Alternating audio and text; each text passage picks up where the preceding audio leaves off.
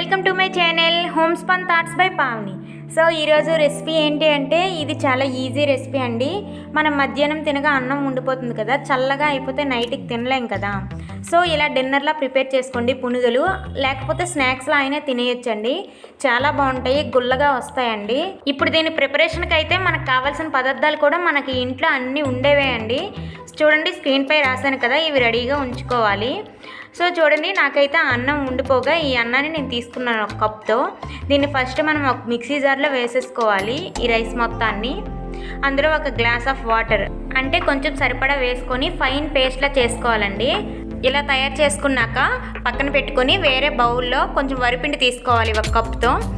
అలాగే సన్నగా తురుముకున్న ఉల్లిపాయలు, కొత్తిమీర, 4 పచ్చిమిర్చి, అలాగే కరివేపాకుని చిన్న చిన్న పీసెస్గా చేసుకుంటే సెపరేట్ చేయకుండా తినేయచ్చండి.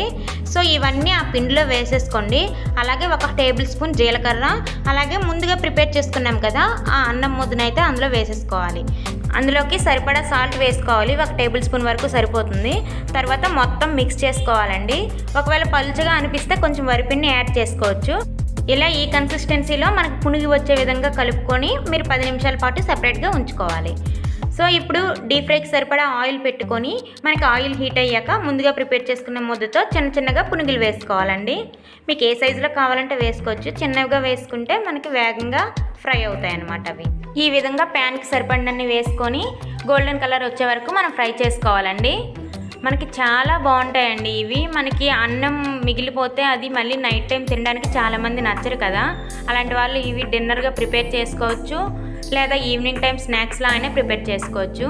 ఇందులో మనకి ఉల్లిపాయలు ఎక్కువ కావాలంటే మనం ఎక్కువ కూడా వేసుకోవచ్చు అండి. నేనైతే ఒక 20 గ్రామ్స్ వరకు యాడ్ చేసుకున్నాను అంతే. ఇందులో మనకి మైదా పిండి అవి కావాలని యాడ్ చేసుకోవచ్చండి, కానీ నేను మైదా పిండి స్కిప్ చేశానండి. మైదా పిండి వేసుకోవడం వల్ల మనకి సాగుతాయండి, అంతగా తినాలనిపించదు. సో ఈ విధంగా ఫ్రై అయ్యాక మొత్తం తీసుకొని మనము చట్నీతో సర్వ్ చేసుకుంటే చాలా బాగుంటుందండి. ఇదేనండి ఇవాల్టి వీడియో. మీకు నచ్చితే తప్పకుండా లైక్ చేయండి, షేర్ చేయండి అండ్ కామెంట్ కూడా చేయండి. మరొక మంచి వీడియోతో మళ్ళీ కలుద్దాం. Until then take care, have a nice day friends.